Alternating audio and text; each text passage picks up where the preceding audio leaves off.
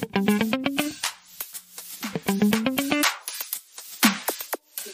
to the 5% Club with David Pataki. If you want to grow a wildly profitable business, increase your sales, and work less, you have come to the right place. In this podcast, David digs deep into what it takes to build your business to new heights by giving you a step-by-step roadmap, hacks to avoid common pitfalls, and business building strategies that actually work. So, let's get started. Hey everyone, welcome to another episode of the 5% Club. Woohoo! Welcome everybody. What? Yeah, some delay. I'll train you yet, David. We've got the whole rest of the year to get this down. How are you doing? This is Maria Mejia, and with me here is David Pataki, the one and only. So how are you doing, David?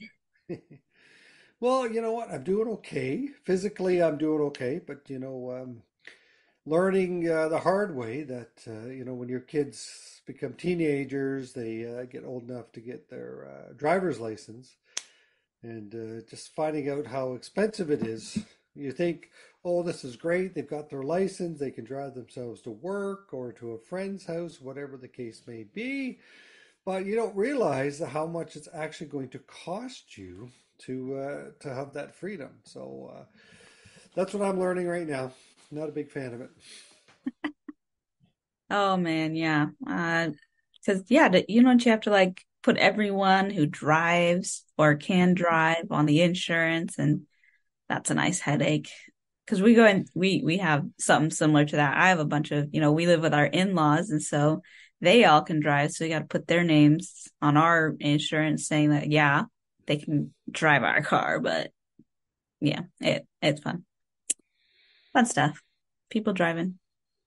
Actually, so I raised in good old Wichita, Kansas, good old USA, where people could start driving at like 16. I don't know, what is the law here in Canada when people can start driving? Well, they get their beginners or their G1 at 16, but then if they take driver's education, then driver training, then by 8 months later they can go for their G2, and the G2 allows them to actually drive by themselves. Okay, yeah, that's pretty similar to Kansas. Unless you live on a farm, then you can get your learners at 14 because they assume that you got to drive those tractors. Absolutely. That's where that crazy. Yeah, so the G1 doesn't cost anything extra to have them on the insurance because you have to be with them when they're driving. So it's when they can drive by themselves. That's when they start getting you. It's when they start costing you. The freedom, the cost of freedom. Oh yeah. That's when you gotta start charging them, Costs you X amount of dollars to live in this house now. Now you're costing me more. There you go. Oh, fun. Hopefully you got him a good beater car. We got ourselves actually, we had to share our cars when we all lived together at home, but then my parents bought us a beater car and went to university. So that was always fun, picking out our first car together as kids. All right, enough with that. Let's jump into this, Maria. What was our homework last time? All right. So last time we actually talked about the conversion equation. So it was kind of the formula on how to persuade people to purchase with you, or even just to, for your advertising, kind of the secret formula that you can follow. So the equation is, to have something that interrupts or stops people from whatever activity they're doing, that is engaging. So helps them kind of get to know you and what you offer, educate, which is, give them a little tidbit of, helpful information for them, and then an offer. So, that's not the call me, but it's really the call me where you give them like, okay, give me your email address and I'll give you, the 5 steps to success or something like that. So the homework was to create your conversion equation. So writing down what was your interrupt, your engage, your educate, and your offer. Absolutely. And if you were on the last podcast, you'll remember me saying that this is something that's going to take time. It's not something you're going to nail down the first time, but that's okay. Just get something written down, something that's going to interrupt. Remember, the interrupt is going to speak to the problem that your target market has, right? In the engage is the solution that you provide your target market for their problem. And then the educate part is how prove to them why they want to buy from you or how you do solve the problem. And the solution, as Maria said, or sorry, the offer, sorry, is as Maria said, is giving them a low resistance next step. And typically that's an informational portion of it. Now, whether it's directing them to a different website, whether it's engaging them into a webinar or inviting them to an in-person event, whatever it is, it's to help them move along the buyer's journey. Now, if you remember, the buyer's journey is that there's three stages of the buyer's journey. Like a lot of people, we're only aware of the now buyers, the people that want to buy right now. They've already gone through the first two stages of the buyer's journey. So all they're doing is looking for somewhere to buy. And that's where the call me or the 10% discount or that type of stuff, those types of offers, that's where those become valuable. But that's only about 1 to 5% of your target market is in the now buying mode. The rest are in the informational gathering portion of their journey. So they're deciding, what are the benefits of buying this product or this service. And once they've figured that out or have come to the conclusion, and again, the benefit part could be like a 5-second conversation in their mind. But the second step could be a little bit more resistance, and that's what's stopping me from buying this, or what is the downfall of me buying this product or service. Sometimes that takes a little bit longer. There could be warranty issues. There could be even just the amount that you're spending on the product or service is a deterrent. Am I willing to invest or spend this amount of money, and am I going to get what I want in return? So that's where the information part of your offer makes it easier for them to move past that. Because if you can show them or prove to them that they're getting more value if they buy from you, then that will help them move along.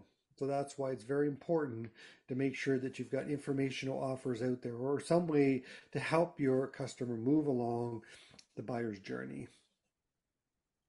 Yep. So hopefully, if you didn't do that homework this time, you'll get a re-listen to the previous episode and do it, because it'll definitely 100% help you and your business. So for this episode, David, I thought we could touch upon something we've kind of been talking about in a couple of previous episodes, and it is joint ventures or partnering with other businesses or individuals for the betterment of our own. So, every customer in the buyer's journey is at different points. And so if we take a wedding, for example, when you plan a wedding, you have to talk to a bunch of people, you do a bunch of research. So really you are on the buyer journey for multiple businesses. So, you have to figure out who's getting your cake. How are you going to order the flowers? What place to pick, where you're going to get married. All that fun stuff, where to rent all of the equipment, like the DJ equipment, or even just the tables and chairs, because that could be someplace different than your venue, and you don't always pick the first person on Google as well. So if you are the vendor for someone, it would be really good to be in contact with somebody in a similar field. So I don't know if that made any sense. I kind of just spewed out words. No, for sure. Translate for me here. Yeah. No, that was good, Maria. So you kind of set the stage. What we have to realize is that there are event chains that happen in all of our customers or all our prospects' lives, for example. Now, because people do something before they do business with you, and they do something after they do business with you. So what you need to do, or what a great way to do, is try to create the event chain for what happens for the prospects that are in your business, that your targets, right? Your target market. So as Maria was talking about there, so in the wedding event chain, if you're a florist, you have to look at, okay, what do people do before they come to me, right? And we're looking at the wedding example as Maria brought up there. Well, usually it starts with an engagement ring. So there's a jeweler involved in some way. And once the jeweler or the ring has been bought, then the proposal happens. And then what happens, there could be a wedding planner at that stage. You could be booking your venue for where you're getting married, because usually you have to book a long time in advance. And then there's the photographer, the DJ, all these things that Marina had mentioned. But then where does the florist fit into that event chain? And after they talk to the florist, then what happens? Well, then you probably order some business cards. Then you got to look at renting your limo. Then you got to look at renting your tuxedos or buying your tuxedos or all those things. The makeup person, the hair person, all of that. If you write that down, is the event chain of what happens when someone is getting married. So the great thing is that everybody above you, right, above the florist, is in a position to refer to the florist. So you want to make sure that you develop relationships with those parts of the event chain, so they want to refer to you. And anyone below you in the event chain is someone that you can refer to. And again, a great opportunity to either have some sort of commission-based or some sort of arrangement set up there where perhaps you can sell their services as well and you get a small commission or whatever it is. But we're going to go back a step here. We're going to talk about what exactly is a joint venture partner, or JV partner as we like to call them. So that is someone that is in a similar business, just as we talked about with the wedding industry. So it's someone that is in a position that you share the same target market.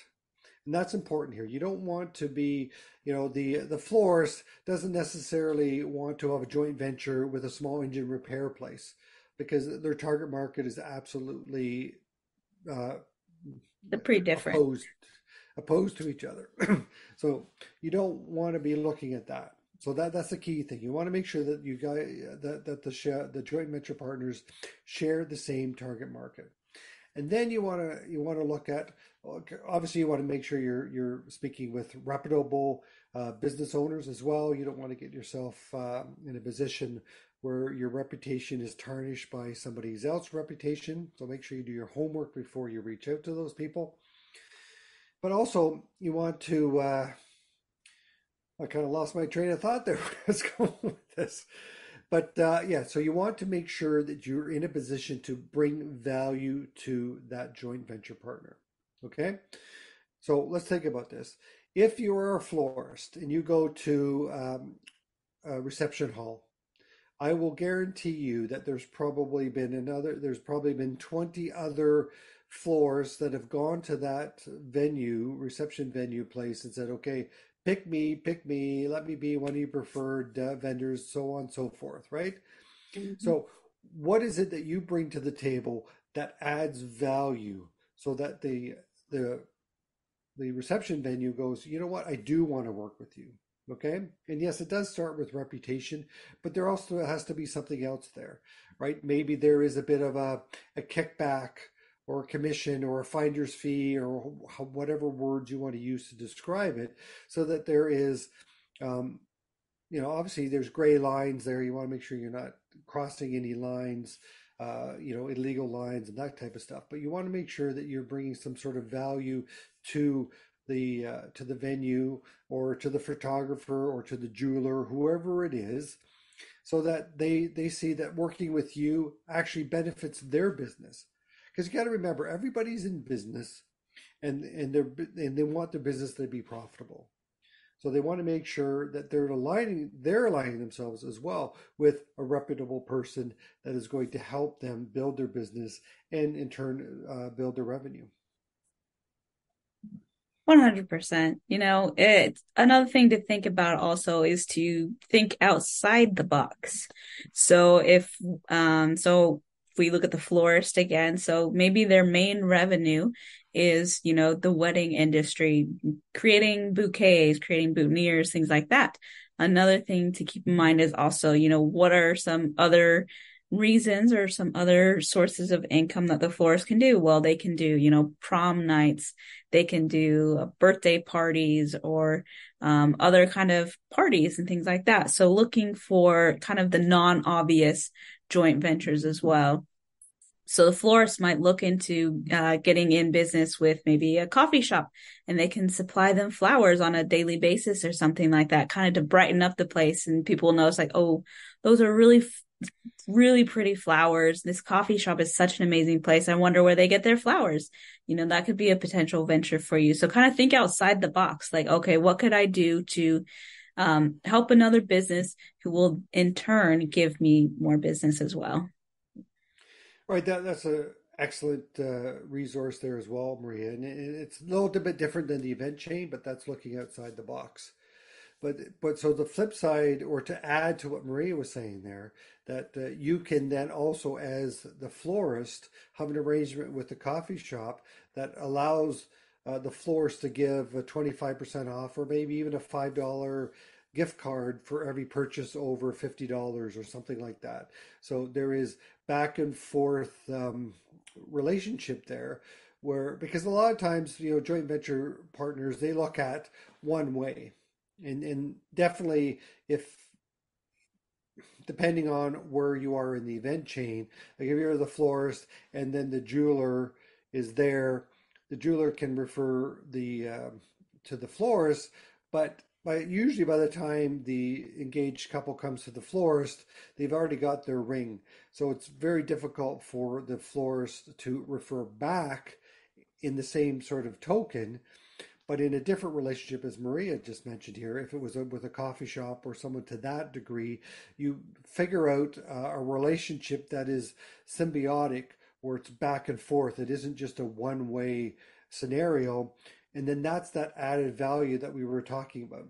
If you can bring value to them, because obviously if you're giving away a $5 gift card, so what you want to do as well, when you go to the coffee shop, you go, well, I want to buy these $5 gift cards. Will you sell them to me for $2.50 or whatever discounted rate that you can negotiate? Because what you're going to do is you're going to give that $5 gift card to that customer that has bought from you. They're now they have a brand new customer. Theoretically, they have a brand new customer that's going to walk into the coffee shop, spend the $5, and if they like what they have, and it may not just be $5, especially if it's a specialty coffee shop, and you bring a friend, you're probably spending 15, 20, $25. So if the coffee shop didn't offer that $5 gift card at half price, and then the florist didn't give it out, that coffee shop would never have got that new customer. So you've got to be looking at it like that.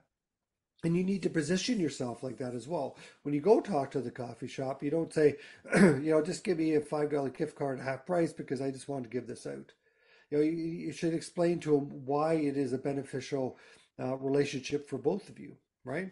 And vice versa. The coffee shop could either, they could have the flowers there, like Maria said, make it look nice, especially when it's seasonal flowers. But also they could say, well, you know what? You like the flowers here? If you go to the flower shop, here's a 10% discount card that you can get, right? So now there's that back and forth give and take relationship. Yeah. And something else to think of. So, look at your upline, downline kind of people in your event chain. Look outside the box, but also look at who you might even think is, quote unquote, your competition. This is very, it's kind of big in the profession business, in the, lawyers, real estate people, accountants, things like that, where they think like, oh, I can't have a joint venture with someone who I think is my competition. So in the accounting industry, there's a lot of, bookkeepers who do just bookkeeping, a lot of accountants that do specifically advisory services. And then there's a lot of people who do specifically taxes. And then there's those businesses that do kind of all the above. So if you've already picked out, you've listened to the previous episodes, you've gotten yourself you figured out who your ideal clients are, you figured out what services you're wanting to give people. Well, look for someone else who might be in your same industry, but is giving a service that might be just a little bit different than you. So for me, so I'm an accountant. I do, bookkeeping and taxes, but I also don't do like personal finance things. Like I don't give you advice on, where should you invest? How should you set up a TFSA? How to set up, your kids' education fund. But I have a lot of financial advisors that do some of a little bit of what I do, but also do those other things that I'm not able to do.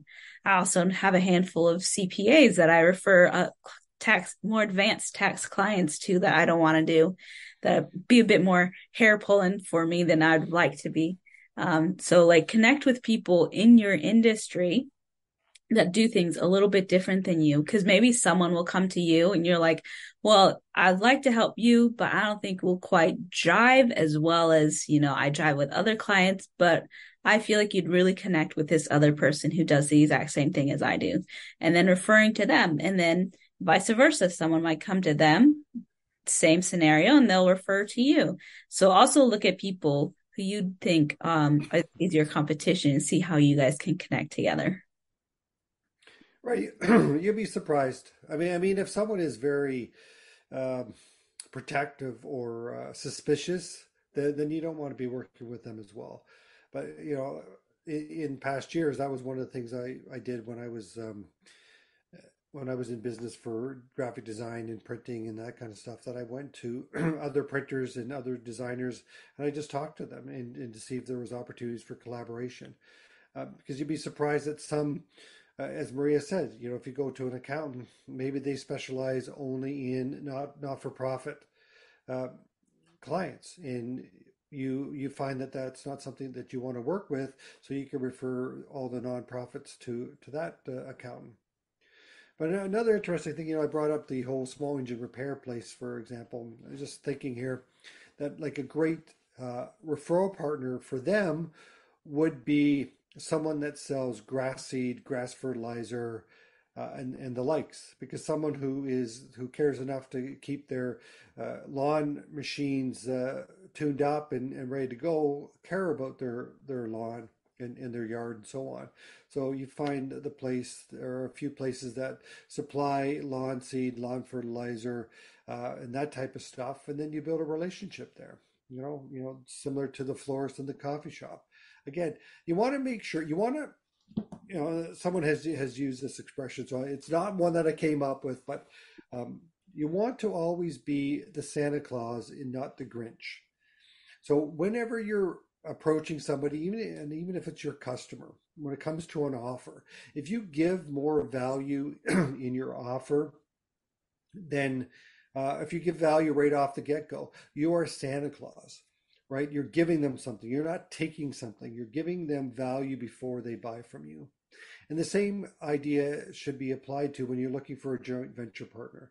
You want to go to them in such a way that you're bringing value to the table. So, for example, if you're a small engine repair, perhaps you could say, you know what, I'm going to offer to your clients a 10% discount for everyone that you refer to us.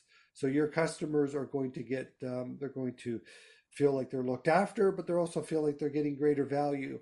Or perhaps you could go to the lawn maintenance people and say, what do you have that I can work on? Maybe they have their own small engine machine of some kind. Maybe they have a tractor that helps move the fertilizer around and so on. So you offer to look after that or maintain, service that machine at no cost or perhaps at a discounted cost, so that you're giving them value, and they understand that they can trust you, and you build that value added relationship with that joint venture partner. Yeah.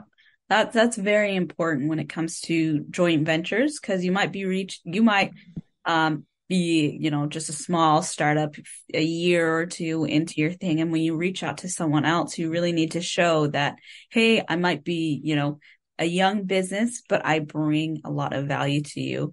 Or even if you're, kind of an old time business and you're able to share, the experience that you have, the different capabilities that you have to someone else, they're more likely to be like, okay, yeah, I for sure want to, collaborate with you and see where it goes, kind of a thing.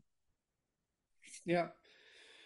No, for sure. So I think that is pretty much it. So the event chain is something that that's the homework for this week, this episode. So I'd like you to take out the pencil and pen. Yes, we say this pretty much every time. I want you to Yep. write this down. It's much easier. It gets into the subconscious a little bit better when you physically write something down. So I want you to figure out what people do before they buy from you. Who are they buying from? Who do they see before they come to you? And then I want you to look at who do they buy from or where do they go after they do business with me. So that is your event chain. And then once you've got the event chain figured out, take some time. Again, this is not a sprint. Growing a business, it takes time, and the more effort you put into the homework that we're talking about here, uh, the the greater the longer payoff is. So once you've figured out, as much detail as you can in that event chain, and we've said this before, Maria mentioned it too. Sometimes you got to look a little bit outside the box, right? Like what do they do before they come to you, right? So once you've figured out the event chain, you've written it down, and then I want you to look at who do I know right now that are part of that event chain, like people that you might know, you might have heard of, and if you don't know, you might write one or two down, or maybe you don't know anybody, and that's perfectly fine. So now's your opportunity to start doing some research. Google's a wonderful thing. Just get on there and say, you know, who does this locally in my area, and then you'll get 450 billion listings, which of course, maybe only 20 of them actually apply to you what you're searching for, but that's a whole other story. But now you've got, try to list 5 to 10 people that you can start reaching out to. But again, do some research. Don't just pick the first 5 names that come up in Google. Check out their website. Check out their Facebook or whatever other social media that they have, and just see what people are saying. Check out their Google business page. Do they have a 2-star rating? Do they have a 5-star rating? Read some of the reviews. And once you're confident that you've picked 2 or 3 main businesses that you want to approach, then figure out how you're going to approach them. What value, what part of the Santa Claus can you be when you reach out to them? Okay, just don't go to them and say, "Oh, let's do business together. That way I make money, you make money." They hear that all the time. Just like our conversion equation and everything else we talk about. We don't want you to be like everybody else. We want you to join the 5% club, be better than everybody else when it comes to your approach to your marketing, to the way you run your business. Because once you start doing that and you're the Santa Claus and you're bringing value, your business is just going to grow. People are going to be seeking you out because they're going to go, we want to work with these people because the value they bring is phenomenal. It's way better. And you know what? It's okay. We're paying 20% more for this company, but I feel like I'm getting 100% more value. That's where we want to get. That's where we want to help. Maria and I want to help build your business to, that you're giving so much value that you're able to charge more for your products and services that your customers are 100% happy with. Going, oh, I can't believe, I'd pay even more for this because of all the value I'm getting. Well, sorry about that, Maria. I just got on Okay, there we maybe go. two Come soapboxes back there. down. Come back down to earth, David. Come on. But yeah, so the homework is to create your event chain, figure out who people see before you, who people see after you, and then create a list of the actual individuals and, their contact information. So either email address, their phone numbers, or even their postal address if you decide to send them some snail mail. So that is your homework. And we'd love to hear from you if you need any help on, trying to brainstorm who your event chain could be, leave us a comment or send us an email. you can email david at yourfsmatrix.com and we can do like a little brainstorming session with you to figure out, who could your potential joint ventures be. 100%. All right, so that is the homework. I hope you're writing it down and joining the 5% Club. If you haven't listened to the previous podcast, please go back. We're trying to build on each other. So just take that into account. And just remember that if you don't know where you're going, any road will get you there. All righty. Well, you all have a great rest of the day, evening, week, month, year, whenever you listen to it. And we will see you and you'll hear from us in the next episode. Bye. Bye.